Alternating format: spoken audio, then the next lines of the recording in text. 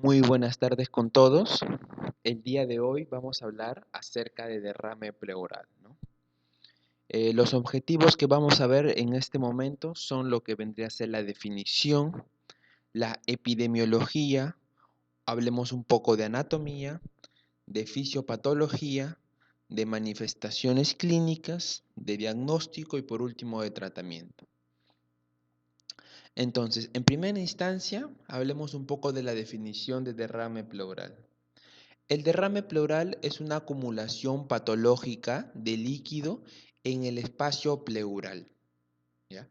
Cabe recalcar que no es una enfermedad, sino es el resultado del desequilibrio entre la formación y la reabsorción del líquido pleural a este nivel, ¿no?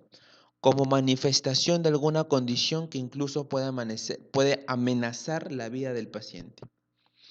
Muy bien, con respecto a su epidemiología. El derrame pleural representa alrededor del 10% de todas las enfermedades hospitalarias en el servicio de medicina interna y de neumología. En Estados Unidos se estima que aproximadamente 1,5 millones de casos nuevos se producen cada año. Las incidencias anuales son por causas, por ejemplo, en el caso de insuficiencia cardíaca, 500,000 nuevos casos de derrame pleural. Por derrame paraneumónico tenemos 300,000 casos de derrame pleural. En el caso de neoplasias tenemos 200,000 casos. En el caso de tromboembolismo pulmonar, 150,000. En el caso de enfermedades virales, 100,000. Y por último, en cirrosis hepáticas tenemos 50,000 casos. Muy bien, entonces hablemos de lo que es un poco anatomía. Hablamos de derrame pleural, o sea, un derrame que se produce en la pleura. La pleura es una estructura anatómica que recubre la superficie del pulmón y la caja interna torácica, ¿no? Por ejemplo, este de acá es el tórax, un tórax anterior. Vemos lo que son las costillas, los músculos intercostales. Cuando quitamos esta capa podemos observar el músculo. Si hacemos un corte podemos ver agrandado esta estructura, ¿no? En donde vamos a poder notar lo que es la pleura parietal, la pleura visceral y lo que es la cavidad pleural como estructura que se produce entre estas dos pleuras, ¿no? Entonces hay que recalcar que la pleura visceral, que es la que tenemos más interna, es la que recubre a la superficie del pulmón. Recubre. Va a presentar una membrana semipermeable. Después de la pleura visceral, va a haber un espacio pleural, que es un espacio virtual de aproximadamente unos 10 a 20 micrómetros de ancho. Va a presentar un líquido pleural que va a ser claro o inodoro. Y después de lo que es el espacio pleural, vamos a tener a lo que es la pleura parietal, ¿no? La pleura parietal ahora va a ser lo que revista la superficie cara interna, la superficie interna de la caja torácica, a excepción de la región iliar, ¿no? Presenta estomas de aproximadamente 2 a 10 micrómetros y va a presentar una membrana semipermeable. Muy bien, entonces cabe mencionar que en el espacio pleural nosotros vamos a encontrar a lo que correspondería como el líquido pleural. Entonces hablemos del mismo, del líquido pleural. Bueno, el líquido pleural se forma a partir de los vasos sistémicos de las membranas pleurales, ¿no?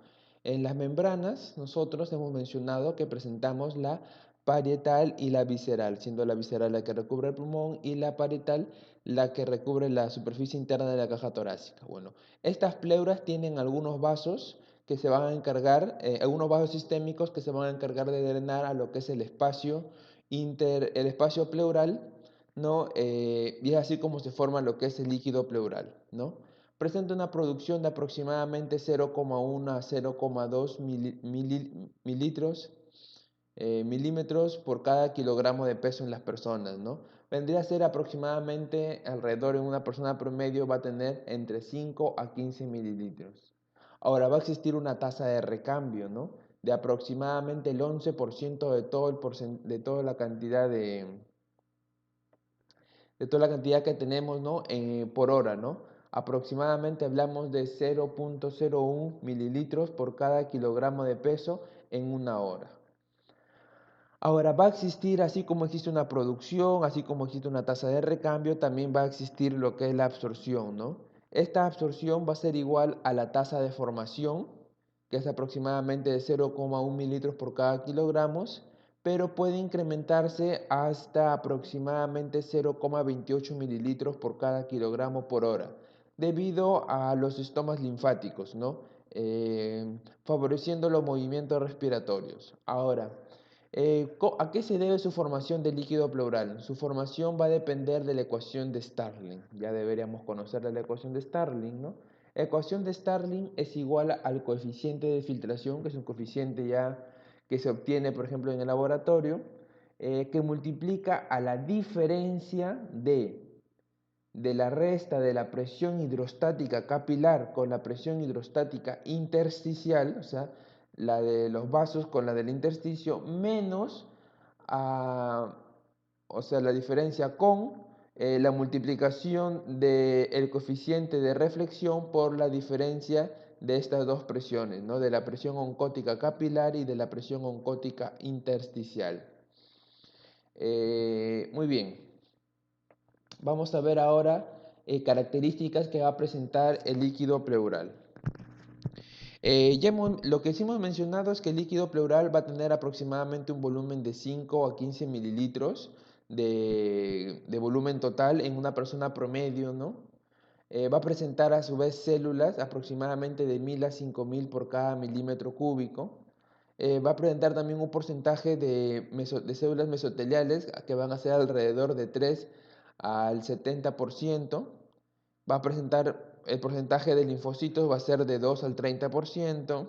El porcentaje de granulocitos también va a presentar granulocitos con un porcentaje alrededor del 10%, ¿no? En el líquido pleural también vamos a encontrar proteínas aproximadamente de 1 a 2 gramos por cada decilitro. Vamos a encontrar también glucosa de alrededor del 60% en el plasma. Vamos a encontrar HDL al 50% en el plasma.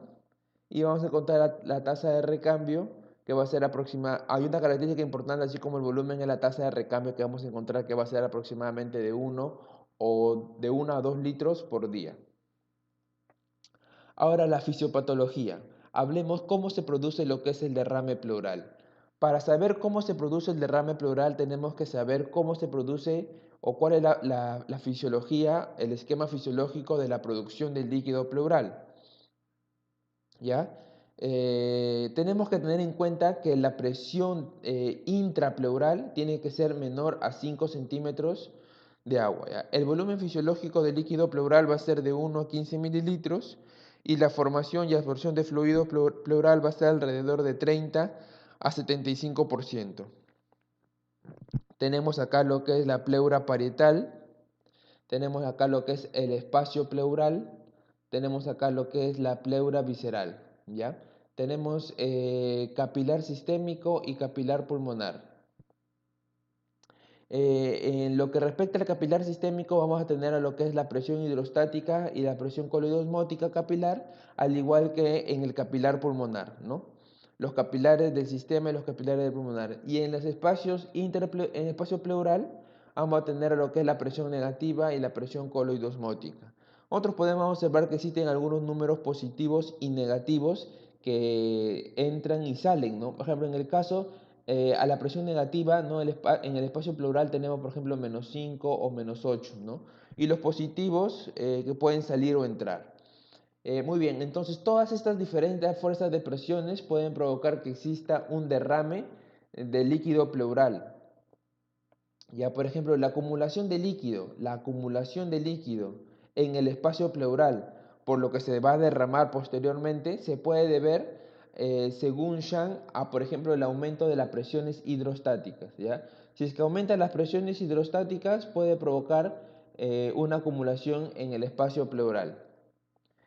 También vamos a tener lo que es el descenso de la presión oncótica. Si es que desciende la presión oncótica, Si es que desciende la presión oncótica, vamos a tener también acumulación de líquido pleural.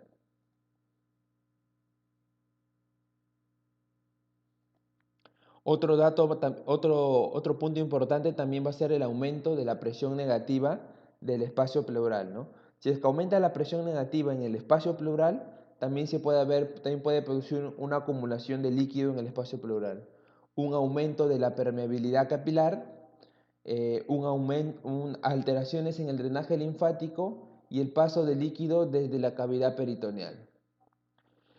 Muy bien, eso sería con respecto a la fisiopatología. Ahora hablemos de las manifestaciones clínicas, ¿no?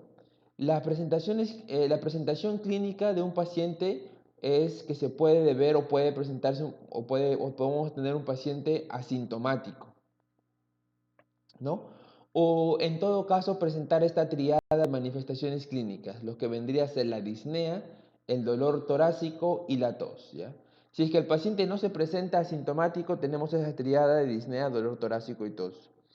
Y también podemos presentar síntomas originados por una enfermedad base, ¿no? Pero que ya no vendrían a ser síntomas específicos de lo que es el derrame pleural, ¿no? En este caso, por ejemplo, originados por una enfermedad base, vamos a tener lo que es la fiebre, los síntomas constitucionales y lo que vendría a ser la hemoptisis. Entonces hablemos en este caso de las manifestaciones clínicas. En primer lugar, la disnea, ¿no? Bueno, aquí para recalcar un punto más importante también de que la disnea, el dolor torácico y la tos son los tres síntomas cardinales de lo que vendría a ser el derrame pleural, ¿no?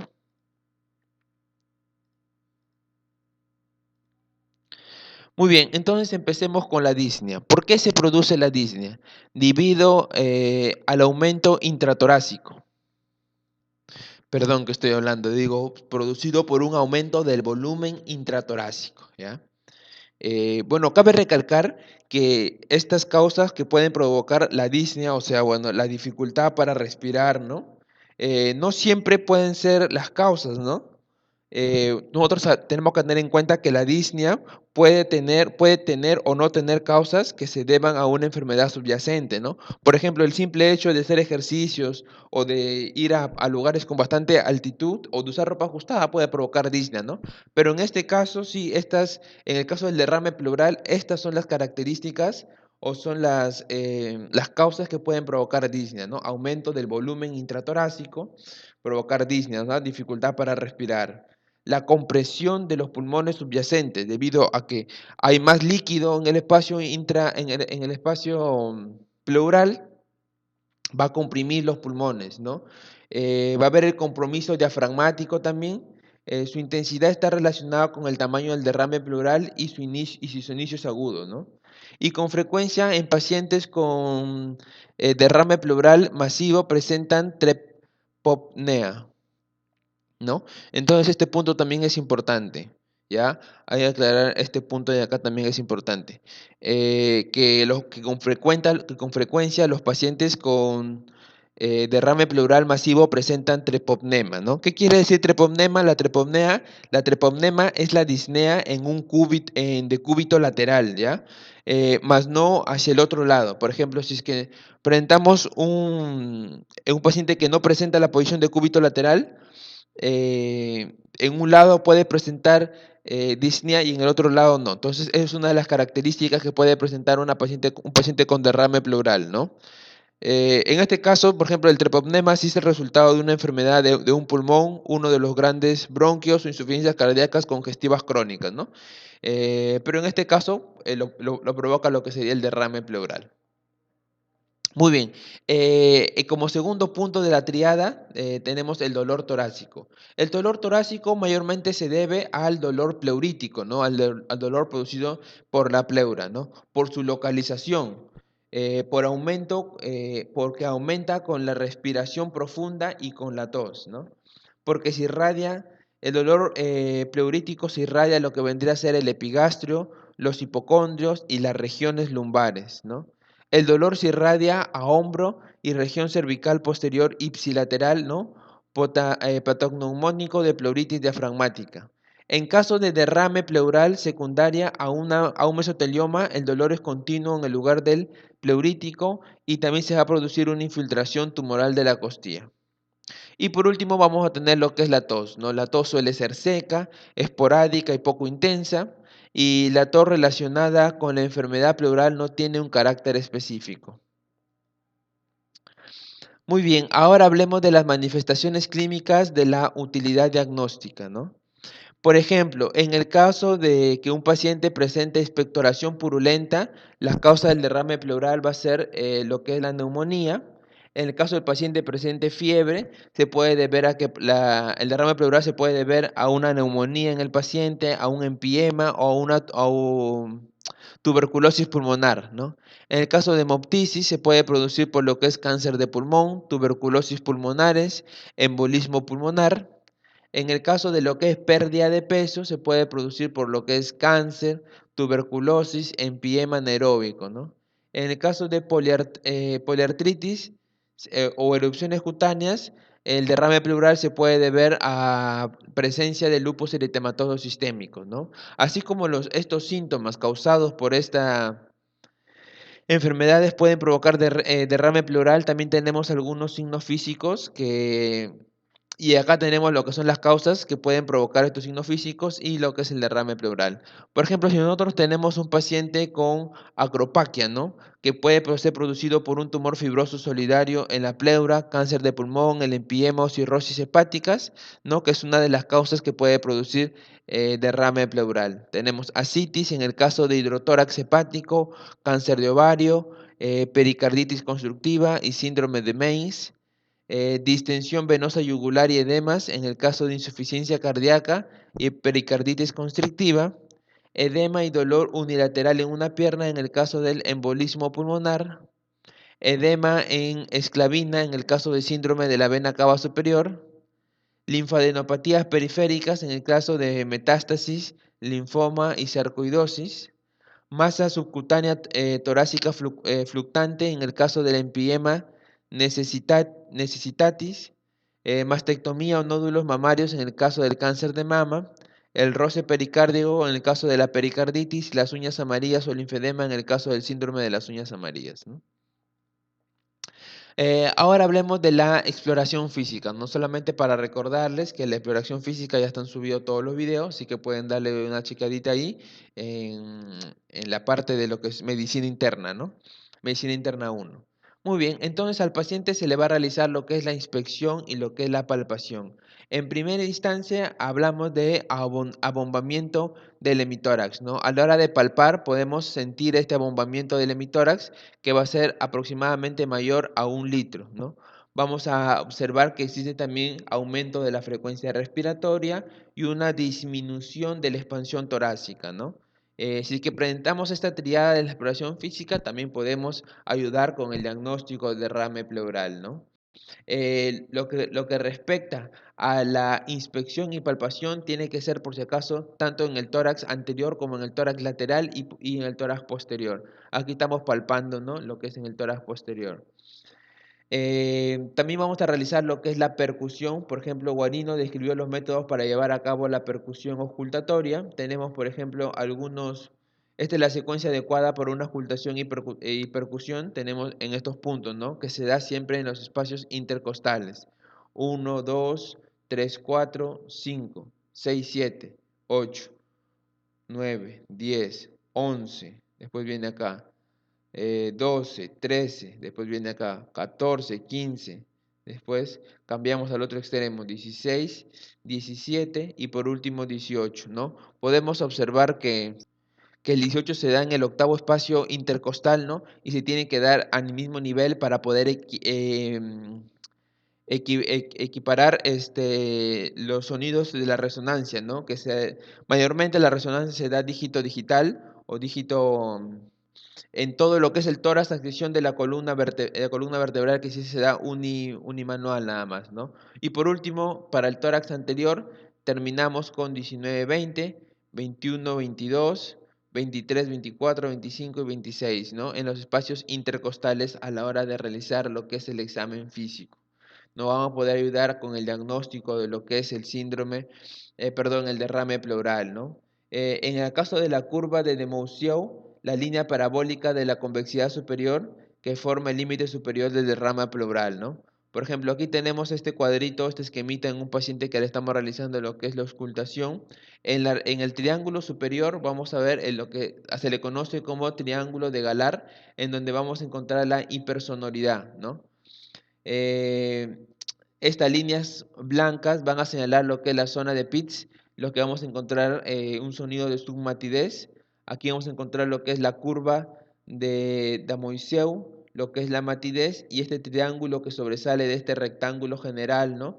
Va a ser el triángulo de Groco, ¿no? En donde vamos a escuchar un sonido de matidez también. Muy bien, ahora hablemos de la eficacia de la exploración física, ¿no? Nosotros hemos realizado la exploración física, la palpación, la percusión, la ocultación, la inspección, ¿no? Tenemos, por ejemplo, habemos encontrado lo que son algunos signos físicos, como la expansión torácica simétrica, como el frémito táctil reducido, como la percusión mate, como los ruidos respiratorios disminuidos o ausentes, como la resonancia vocal reducida, como la ausencia de crepitantes, el roce pleural y la percusión auscultatoria, ¿no? En el caso de la percusión auscultatoria o método de Guarino, ¿no? Y estos signos físicos van a tener su respectiva sensibilidad y especificidad, ¿no? Bueno, no es una clase de investigación o una clase de epidemiología, pero solamente para recalcar estos puntos, ¿no? Sensibilidad y especificidad, por si acaso no lo tienen bien claro, ¿no? Recordemos que la sensibilidad es la probabilidad de que la prueba identifique como enfermo aquel que efectivamente lo está, ¿no? Y el que presenta mayor sensibilidad es la percusión mate. La percusión mate es la que nos va a posibilitar o es la probabilidad de la prueba, ¿no? Que nos va a permitir identificar como enfermo a los pacientes que verdaderamente lo están. Y en el caso de la especificidad, por cierto, que la que mayor tiene especificidad es el roce pleural, ¿no? Pero muy poca sensibilidad, pero sí nos va a ayudar es muy específico. Es la probabilidad de que la prueba identifique como no enfermo al paciente que no lo está, ¿no? Entonces, la sensibilidad, la probabilidad de detectar personas enfermas y la especificidad de detectar personas sanas. Yo lo hice mi mnemotecnia más o menos así, ¿no? Sensibilidad S, especificidad E. Enfermo, sano, se cruzan, ¿no? La sensibilidad busca a los enfermos, S con E, y especificidad sano o al revés, ¿no? Ya bueno, continuando. Globalmente, la exploración física tiene una sensibilidad, ¿no? Para detectar personas enfermas de un 75% y una especificidad para detectar personas sanas de aproximadamente un 70% para identificar un derrame pleural, ¿no? La simetría en la expansión torácica fue el signo más frecuente. Hasta 8 veces más probable un paciente con un derrame pleural que sin un derrame pleural, ¿no? Y la ausencia del frémito táctil y de matidez disminuyen el diagnóstico de derrame pleural hasta en un 40%. Ahora, también tenemos algunos estudios complementarios básicos, ¿no? Entre ellos vamos a tener, por ejemplo, se le va a pedir a la paciente realizar un hemograma, un hematocrito, el tiempo de coagulación, la creatinina, el BUN, ¿no? O el nitrógeno úrico en la sangre, LDH, proteínas séricas, glucosa, amilasa, pH, BNP, ¿no? O péptidos natriuréticos, colesterol y lo que vendrían a ser la bilirrubina, ¿no? Para poder ayudar con el diagnóstico de derrame pleural. Manifestaciones radiológicas. Muy bien. Tanto lo que es la radiografía simple de tórax, la ecografía y la tomografía computarizada son las pruebas que más se usan para evaluar lo que es el derrame pleural. Aquí tenemos en primera instancia lo que va a ser una radiografía de tórax, ¿no? Por ejemplo, para observar un derrame pleural en una radiografía de tórax lateral, el volumen tiene que ser superior a los 75 mililitros, ¿no?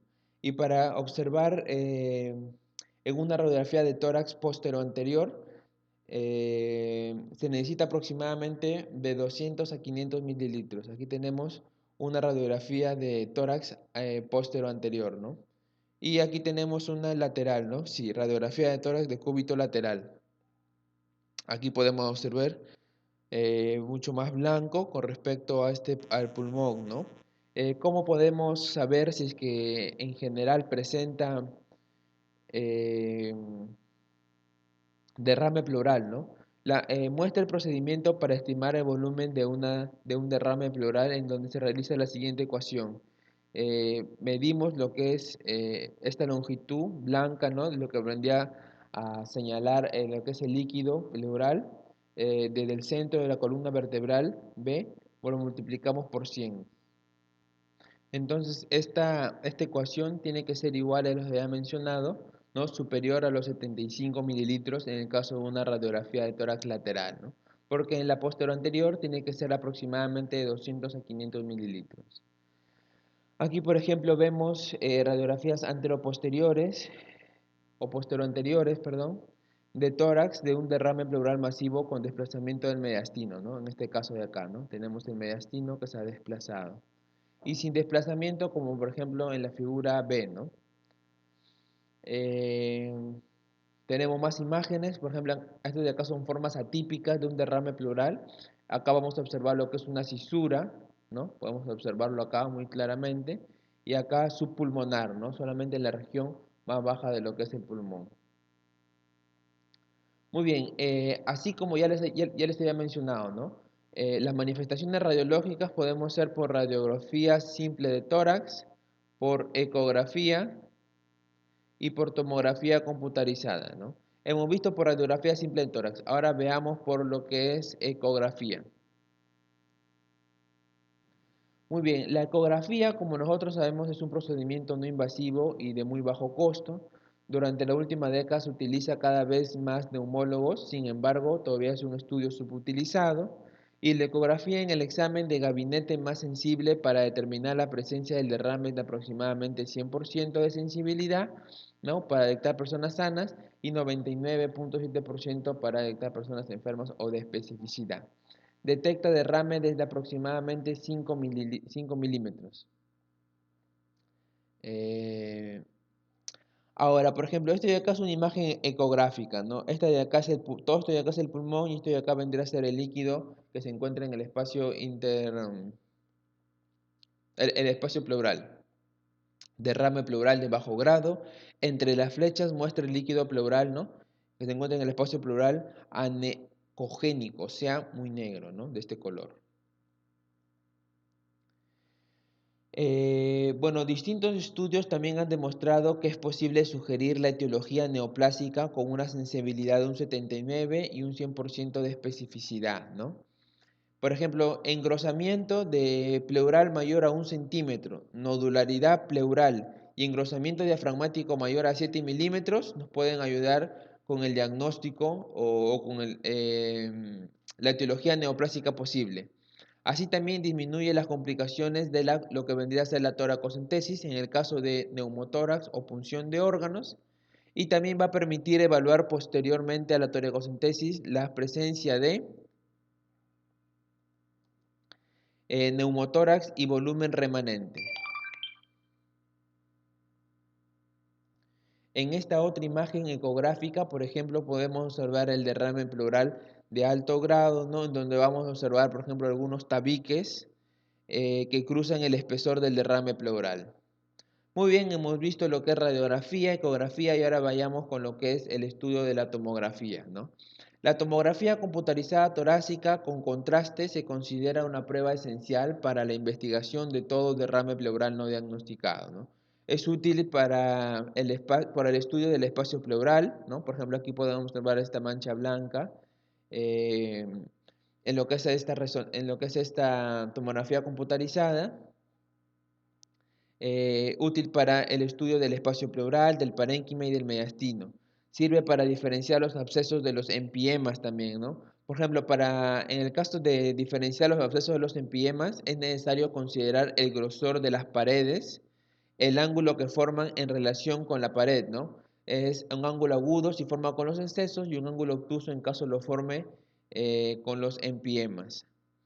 Ahora, muy bien, hablemos, así como hemos hablado de la triada, ¿no? Radiografía simple, ecografía y tomografía computarizada, tenemos también otros estudios que nos pueden ayudar con el diagnóstico de lo que es derrame pleural, ¿no? Entre ellos tenemos en primer lugar a lo que es la tomografía por emisión de positrómenes, es de uso rutinario, pero no está recomendado, ¿no? Su mayor utilidad se centra en el estudio del derrame maligno, en donde va a tener una sensibilidad del 97% y un 88.5% de especificidad. También podríamos aplicar lo que es la resonancia magnética nuclear. Esta técnica no es de uso rutinario en el estudio de patología pleural, pero puede ser útil en diferenciar patologías benignas versus la maligna, ¿no? Demostrar la infiltración tumoral de la pared torácica y del diafragma adyacente a los tumores. Muy bien, también podemos realizar lo que es una broncoscopía, que está indicado cuando coexisten síntomas bronquiales, ¿no? Por ejemplo, lo que vendría a ser la hemoptisis, los cambios en la tos o los cambios de expectoración, ¿no? Introducimos por acá el broncoscopio, ¿no? Para examinar lo que es los bronquios y llegar hacia la base pulmonar. Datos radiológicos, vamos a tener a los nódulos, masa y obstrucciones de bronquios. Otras técnicas va a ser, por ejemplo, la pleurocentesis. El primer paso para el estudio del derrame pleural, salvo en los casos de insuficiencia cardíaca evidente, ¿no? Tenemos el paciente sentado, una aguja para sustraer lo que es el líquido pleural que ya se ha derramado, ¿no? Puede realizarse con seguridad y éxito si la radiografía de cúbito lateral muestra una opacidad de líquido igual o mayor a 1 centímetro y en caso se sospecha de paraneumococo mayor a 2 centímetros. También, esta puede ser con fines diagnósticos y con fines terapéuticos. En el caso de que presenta fines diagnósticos, extrayendo 50 a 100 centímetros cúbicos de líquido para examinarlo en el laboratorio, su color y su concentración, tal vez si presenta alguna infección o presenta pus, podemos ya llegar al diagnóstico de por qué se ha producido la toracocentesis, ¿no? Con lo que respecta a los fines terapéuticos para aliviar síntomas por compromiso hemodinámico, ¿no? Y para evacuar lo que vendría a ser la infección. Las contraindicaciones relativas que nos van a producir al momento de realizar lo que es una toracocentesis con los fines terapéuticos, es posible que se llegue, ¿no?, a diatesis hemorrágica, a pacientes anticoagulados, a derrames muy pequeños, a pacientes que no cooperan y a infecciones cutáneas, ¿no? ¿Cómo se realiza la técnica de la toracocentesis? Bueno, en esta imagen ya más o menos lo describimos, ¿no? A ver, lo voy a decir de una manera rápida, ¿no? Para no abarcar mucho tiempo. En primer lugar, tenemos que informar al paciente sobre el procedimiento, ¿no? Conocer los signos vitales y monitorizarlo para el procedimiento, posicionar al paciente y elegir el sitio de punción, realizar medidas de asepsia y antisepsia, anestesia local, aplicar, ¿no?, en la piel o en el tejido celular subcutáneo del borde costal superior del espacio intercostal, de donde se obtiene lo que es el material. Se localiza el sitio entre el séptimo y el octavo espacio intercostal de la línea axilar posterior. Se punza con el trocar y se observa con aspiración simultánea, ¿no? Posteriormente se conecta una jeringa de aproximadamente 50 mililitros a la llave de 3 vías, ¿no? Noveno paso, se va a evacuar el derrame con un máximo de 1 litro por intervención para evitar que el edema, para evitar edemas pulmonares por expansión. Vamos a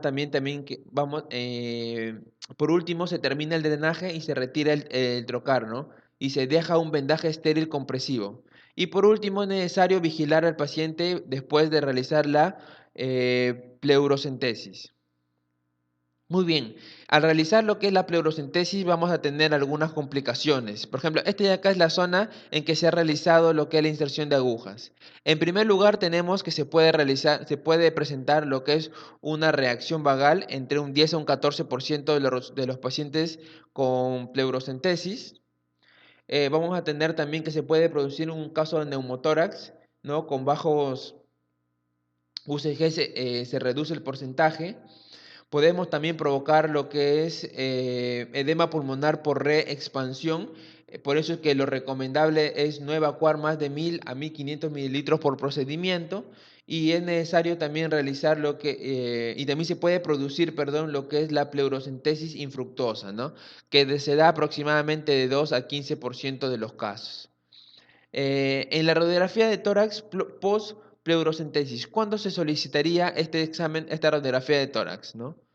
Si se aspiró el aire durante el procedimiento, es necesario mandar a realizar una radiografía de tórax luego de la pleurocentesis, ¿no? Se desarrolla dolor torácico, disnea o hipoxemia también en múltiples punciones que fueron necesarias, si es que fueron necesarias más de una sola punción para poder extraer el líquido pleural y si es que el paciente está sedado o se encuentra en unidad de cuidados intensivos.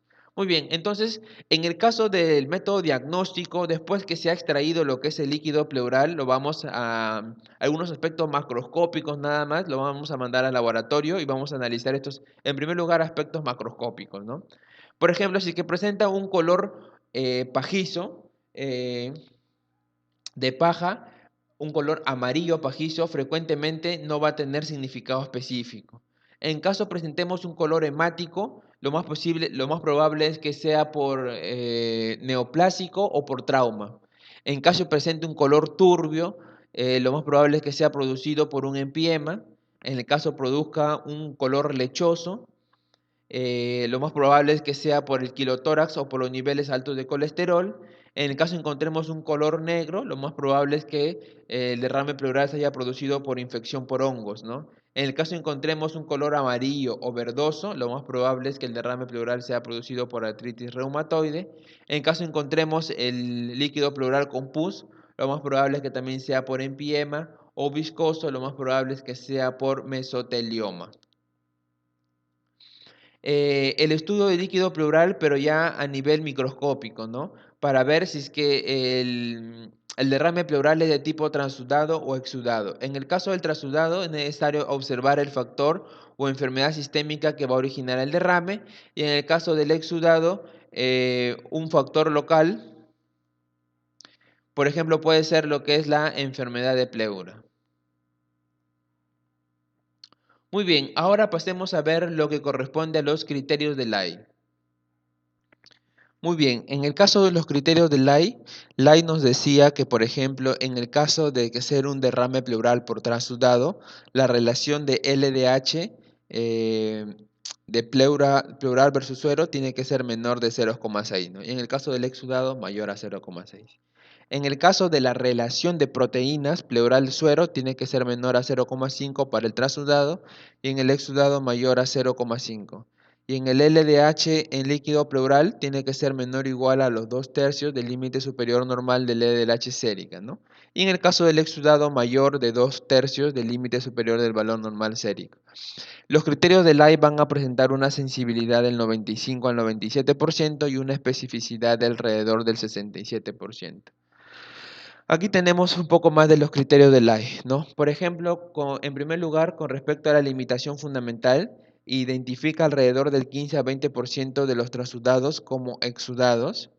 Esto es más probable en pacientes que recibieron diuréticos antes de la toracocentesis, ¿no? En presencia de cirrosis o insuficiencia cardíaca, si el líquido da para exudado, medir las diferencias entre las proteínas séricas y las proteínas plurales, siempre y cuando, o sea, si es que el resultado de esta diferencia es mayor a 3,1 gramos de porcentaje, hay que considerar que es un transudado. Y por último, un PRO BNP, o sea, de péptido natriurético mayor a 1500 picogramos por cada mililitro, va a indicar trasudados por insuficiencia cardíaca, ¿no? Bueno, esos serían respecto a los criterios de Lai. Ahora tenemos unos nuevos criterios para poder diferenciar el exudado del trasudado, ¿no? Estos nuevos criterios lo que nos indican, por ejemplo, en el caso de la deshidrogenasa láctica para transudado menor o igual a 45 y para el exudado mayor a 45. Con respecto al colesterol también menor o igual a 45 y mayor 45 en el exudado, proteínas menor a 2,9 y mayor a 2,9 gramos por decilitro en el caso de las proteínas, y en el caso de la relación entre proteínas séricas y proteínas de líquido pleural menor a 1,2 gramos por decilitro y mayor a 1,2 gramos por decilitro. Muy bien, entonces esta relación entre exudados y transudados tenemos diferentes criterios, he recalcado los dos más importantes, por ejemplo, en el caso del criterio de Lai, la sensibilidad para diagnosticar personas o personas enfermas, perdón, es aproximadamente un 96% y la que presenta mayor especificidad es el colesterol en líquido pleural mayor a 60 miligramos por decilitro, ¿no? Para diagnosticar personas sanas. Muy bien, ahora hay que ver algunas interpretaciones de las determinantes. Por ejemplo, pacientes con glucosa menor a 60 miligramos por ciento compatibles. Se puede deber, por ejemplo, a derrames neumónicos complicados, se puede deber a neoplasia, a TBC, a artritis reumatoide, se puede deber a hemotórax, al síndrome de Schur-Strauss y a lupus, ¿no? En el caso del pH menor a 7,2 compatible puede ser con empiemas, con derrame paraneumónico complicado, para TBC, para neoplasias, para hemotórax, para rupturas esofágicas, para artritis reumatoides y para acidosis sistémica. Con respecto a la amilasa, superior al límite de lo normal sérico, es compatible con pancreatitis aguda, ruptura esofágica y neoplásica. En los eritrocitos, hablamos de líquido sanguinolento, por ejemplo, el hematocrito que va de 25 a 50% del sistémico en el caso de hemotórax, el hematocrito de 1 a 20% en el caso de trauma, en el caso de tromboembolismo pulmonar o en el caso de neoplasias, y un hematocrito menor a 1% no va a ser significativo. Los linfocitos más del 50%, por ejemplo, en caso de tuberculosis, de linfoma, de micosis, de neoplasia, de sarcoidosis, de artritis reumatoide y una post-bypass coronario, ¿no? Ahora hablemos un poco de la etiología, ¿no? Las causas del derrame pleural de tipo transudado y del tipo exudado. En el tipo transudado, las causas más frecuentes va a ser la falla ventricular izquierda, la cirrosis hepática, la hipoalbuminemia y la diálisis peritoneal, ¿no? Con respecto a las causas menos frecuentes, vamos a tener lo que puede producirse por hipotiroidismo, por síndrome nefrótico, por estenosis mitral y por tromboembolismo pulmonar, ¿no? TEP. En las causas más raras se pueden producir, por ejemplo, por pericarditis constrictiva, urinotórax, obstrucción de vena, cava superior y síndrome de Mengs. Lo que respecta a lo que son el derrame pleural de tipo transudado. En el de tipo exudado, las causas más frecuentes son el derrame paraneumónico, la malignidad, la tuberculosis, ¿no? Las causas menos frecuentes vendrían a ser infarto pulmonar, artritis reumatoide, enfermedad autoinmune, pancreatitis y síndrome post, infarto agudo de miocardio. Las causas más raras vendrían a ser producidas por el síndrome de las uñas amarillas, medicamentosos e infecciones medicamentosas. Bueno, ahora hablemos un poco del diagnóstico ya para terminar. Primero nos preguntamos si existe una cantidad considerable de líquido pleural, ¿no? En esa pregunta obviamente queda sobreentendido de que si es mayor a 10 mililitros de espesor en la ecografía de tórax o radiografía en decúbito, ¿no?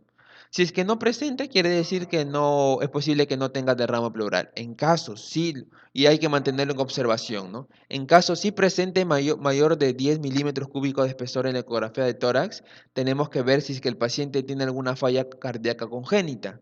En caso no la presente, tenemos que realizar una toracocentesis. En caso sí la presente, tenemos que ver si es que el derrame es asimétrico, si es que hay dolor torácico o fiebre. En caso el derrame es asimétrico o hay dolor torácico o hay fiebre, realizamos una toracocentesis. En caso no haya dolor torácico o fiebre, tenemos que darle diuréticos y mantenerlo en observación, ¿no? Y estos diuréticos, si es que existe un derrame, si es que el derrame persiste por más de 3 días, sí tenemos que realizar una toracocentesis, ¿no? En el caso de la toracocentesis, ver si es que la relación de proteínas líquido pleural séricas es mayor a 0,5 o la relación de DLH líquido pleural es mayor a 0,6 o el nivel de DLH de líquido pleural es mayor de 2/3 del límite superior normal del suero, ¿no? Los criterios de Lai.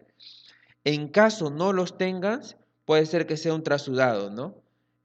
Tratar enfermedades de base como cirrosis, falla cardíaca. En caso sí lo tenga estos datos, ya lo hemos visto ya en los criterios de Lai, analizar el líquido para, por ejemplo, bueno, va a ser un derrame por exudado y es necesario analizar los líquidos para reencuentro de células total y diferenciar glucosa, citoquímico y cultivo, ¿no?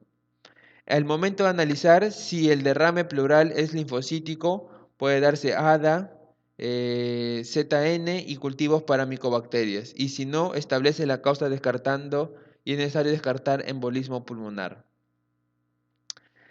También tenemos que tener en cuenta los grados de confirmación diagnóstica de la causa de un derrame pleural. Es confirmado el derrame pleural siempre y cuando identificación de la causa en el análisis de líquido o las biopsias pleurales, ¿no? De presunción cuando las variables de líquido o las biopsias pleurales son compatibles con un diagnóstico clínico, pero se requiere otros estudios y comprobación de la respuesta terapéutica para su confirmación. No, indeterminado cuando las variables de líquido o las biopsias pleurales son incompatibles con más de un diagnóstico clínico y su remisión tampoco permite llegar a un diagnóstico definitivo o presunción. Y es idiopático cuando el derrame pleural cuyas variables, por ejemplo, tras dos estudios completos, incluida una biopsia pleural cerrada, son compatibles con dos o más diagnósticos. Ahora, hablemos del abordaje diagnóstico del derrame pleural idiopático, ¿no? Del último. Bueno, en este caso el derrame pleural idiopático tenemos que tener en cuenta el diagnóstico pre-test, ¿no? Que tenemos que realizar una clínica, radiografía de tórax o estudios complementarios, ¿no? Para ver si es que se produce por insuficiencia cardíaca típica o si tenemos que realizar una toracocentesis, ¿no? En el caso de la toracocentesis, el primer escalón tenemos que ver si es que se produce por trasudado o por exudado, ¿no? Proteínas pleurales en el suero, LDH pleura-suelo y LDH pleural, los criterios de Lai, y verificamos si es que es trasudado o exudado. En el caso sea de exudado, ya tenemos el segundo escalón, pronóstico u otros, ¿no? Tenemos que ver lo que es el pH, el colesterol pleural, los triglicéridos pleurales y el reencuentro celular. Y por último tenemos lo que es el tercer escalón, que ya vendría a ser la causa, ¿no? Por ejemplo, para neumónico, en el caso de la microbiología, tuberculosis, tenemos que ver lo que es ADA, más tinción de Ciel y cultivo de Legonstein, de líquido biopsia. Malignos, en el caso de citología, tenemos que realizar una biopsia cerrada y inmunohistoquímica. En el caso de conectivopatías, tenemos que realizar ANA, pleural, suero, células.